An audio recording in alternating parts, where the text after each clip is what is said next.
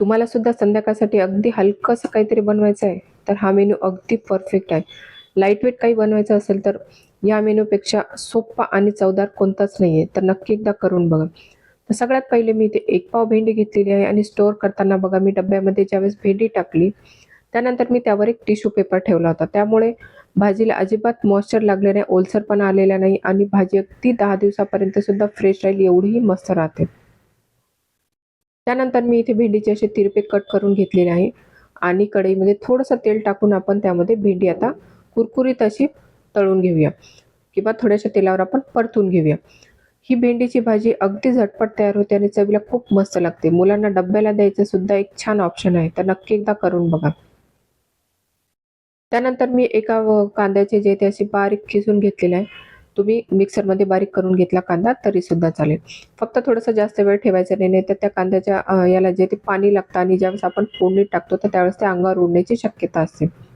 त्यामुळे ती एक आपल्याला काळजी घ्यायची. तर इथे आपला कांदा किसून झाला, भेंडीसुद्धा छान फ्राय झालेली आहे. तर मी इथे एकदा तडकासुद्धा देऊन देते वरणाला, म्हणजे आपण भाजी पटकन टाकून घेऊया. तडका देण्यासाठी मी जिरा, मोहरी टाकलं तेलामध्ये. त्यानंतर आपण टाकून घेतलेल्या हिरवी मिरची, कढीपत्ता आणि थोडंसं त्यामध्येच कोथिंबीर टाकलेली आहे. त्यामध्येच मी थोडासा हिंग टाकला आणि वरण त्यामध्ये टाकून दिलं आणि छान तडकाला उकळी येऊ दिली आणि तडक्याचं वरण रेडी झालेलं आहे. त्यानंतर मी कढईमध्ये थोडंसं तेल टाकलं, जिरं टाकून घेतलं आणि आपण जो कांदा किसून घेतलेला होता, त्याचं थोडंसं पाणी बाजूला करून कांदा यामध्ये टाकून घेतलेला आहे. कांदा लालसर होऊ दिला आणि त्यामध्ये आपण अद्रक आणि लसूणची पेस्ट टाकली, एक लाल मिरची सुद्धा टाकलेली आहे.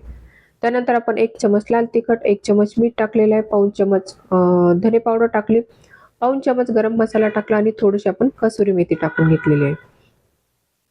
आता हे व्यवस्थित मिक्स करून घेतलं आणि मसाले जळू नये म्हणून यामध्ये आपण थोडंसं पाणी टाकून घेऊया.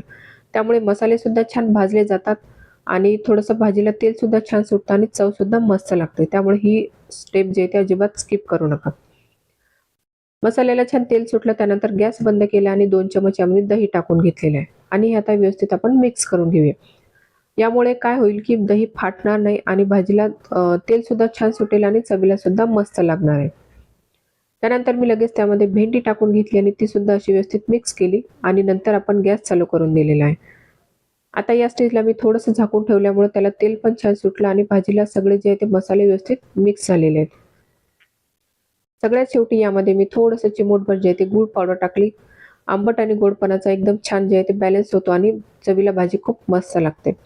संध्याकाळच्या मेनूसाठी एकदा नक्की हा ट्राय करा आणि तुम्हाला आवडला असेल तर नक्की जास्तीत जास्त लाईक, शेअर, सबस्क्राईब करायला अजिबात विसरू नका.